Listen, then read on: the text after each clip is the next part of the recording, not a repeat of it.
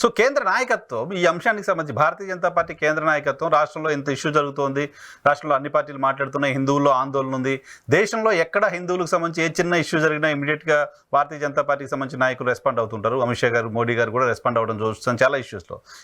ఈ లడ్డు ఇష్యూ పైన ఇప్పటివరకు మోదీ గారి దగ్గర నుంచి ఒక ట్వీట్, ఒక స్టేట్మెంటో కనపడదు. ఈ లడ్డు ఇష్యూలో అమిత్ షా గారి దగ్గర నుంచి ఒక ట్వీటో, ఒక స్టేట్మెంటో కనపడదు. మనకు నడ్డా గారి నుంచి ఒక ప్రకటన ఫస్ట్ స్టార్టింగ్ వచ్చింది, నేను ముఖ్యమంత్రి గారితో మాట్లాడాను, ఏం జరిగిందో తెలుసుకోమన్నాను అని. ఆ తర్వాత మళ్ళీ వివరాలు తీసుకుంటున్నాం అన్నాడు. ఆ తర్వాత ఏం వివరాలు వాళ్ళకి ఏమి ఇచ్చినారో వాళ్ళు రెస్పాండ్ దొరకలేదు. ఆంధ్రప్రదేశ్ బార్డర్ దాటి హైదరాబాద్ లో కొంత ఉత్సాహపరుషులు ఎంపీగా పోటీ చేసిన ఇట్లాంటి వాళ్ళకి ఇద్దరు తప్ప అదర్ దెన్ బీజేపీ నాయకులు కానీ, ముఖ్యంగా ఆర్ఎస్ఎస్, విహెచ్పి, ఇవి హిందూ మతానికి ఒక ఆటంకం, ఒక ఇబ్బంది వచ్చినప్పుడు వెంటనే స్పందించే వాళ్ళు వీళ్ళే కదా. వీళ్ళెవ్వరు స్పందించలేదు. హార్డ్ కోర్ బీజేపీ వాళ్ళు కానీ, లీడర్షిప్ కానీ, హిందూ మతం అని ఏ చిన్న సంస్థ విహెచ్పి కానీ, ఆర్ఎస్ఎస్ లాంటి సంస్థలు దీనిపైన రెస్పాండ్ కాకపోవడం చూస్తుంటే నాకు అర్థమైంది ఏంటంటే ఇది బేస్లెస్ ఆర్గ్యుమెంట్స్, ఇది నిలవదు. ఒకళ్ళు రెచ్చగొట్టేదైనా చేద్దాం అనుకున్నా కూడా ప్రజలు అంగీకరించరు. ఎందుకంటే మా దేవాలయం పైన ఎవరైనా దాడి చేస్తున్నారన్నా, మా దేవాలయం పైన ఇబ్బంది పెడుతున్నారంటే ఎవరైనా స్పందిస్తారు హిందువులు గాని.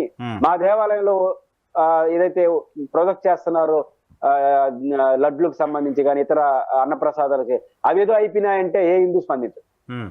కాబట్టి హిందువుల్లో స్పందన లేదు, బేస్ లేదు. మనం అనవసరంగా దీంట్లో దిగేస్తే లేనిపోయిన అపవాదు మనంగా నెత్తినేస్తాం. అంటే హిందూ మతాన్ని డిగ్రేడ్ చేసి మనం హిందూ మతం లబ్ధి చెందాలనే మెసేజ్ వెళ్ళిపోతుంది. ఇప్పుడు తెలుగుదేశానికో ఇంకోవరకు వెళ్తే వాళ్ళు మతం మీద ఆధారపడిన పార్టీ కాదు కాబట్టి వాళ్ళకి రాజకీయ పార్టీగా రాజకీయ కోసం మాట్లాడాలని అనుకుంటారు రేపు తెల్లారితో. కానీ ఇది మతం పేరుతో ఆధారపడినట్టు, మతం పేరుతో ఆధారపడి మతం వీళ్ళు ఫీలింగ్ కాబట్టి హిందూ మతానికి రేపు ఏదైనా ఇబ్బంది వస్తే ఇబ్బంది లేదు, ఎక్కడ నిరూపించలేరు.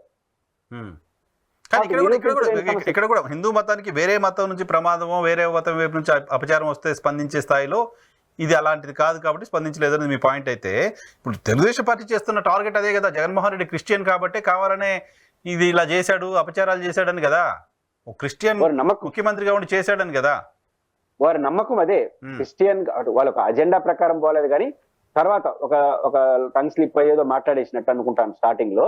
ఆ తర్వాత దాన్ని బలపరుచుకోవడం కోసం ఆయన ఎంచుకున్న మార్గం ఏంటంటే జగన్ ఎలాగోను క్రిస్టియను కాబట్టి క్రిస్టియన్ ఇట్లా చేస్తుంటాడులే, ఏరే మతస్తుడు కదా అనే దానికోసం వెళ్ళిపోయినాడు ఆయన.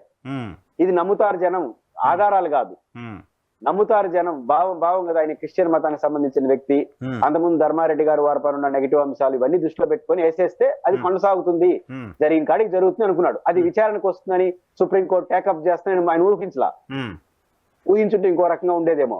కాబట్టి జగన్మోహన్ రెడ్డి గారు, ఇప్పుడు పవన్ కళ్యాణ్ గారు అదే కదా, ఎవరి నుంచి వచ్చింది హిందూ మతానికి ఆంధ్రప్రదేశ్ లో దాడి చెప్పండి. ఇప్పుడు జగన్మోహన్ రెడ్డి గారు ముఖ్యమంత్రిగా ఉంటే హిందూ ధర్మ సంరక్షణకు ఆయన ఏదో అడ్డుకుంటున్నాడు, క్రిస్టియన్ ముఖ్యమంత్రి మనమే ముఖ్యమంత్రి, ఇంకా ఆయన ఏం చేయగలడు అపోజిషన్ లో ఉండి ఆయన.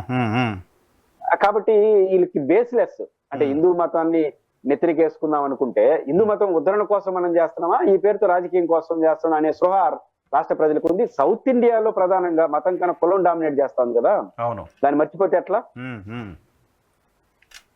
సో చూడాలి ఏం జరుగుతుందో. సో రాష్ట్ర ప్రభుత్వం కూడా హర్షం వ్యక్తం చేస్తోంది, రాష్ట్ర ప్రభుత్వం కూడా స్వతంత్ర సిట్ని యాక్సెప్ట్ చేస్తోంది.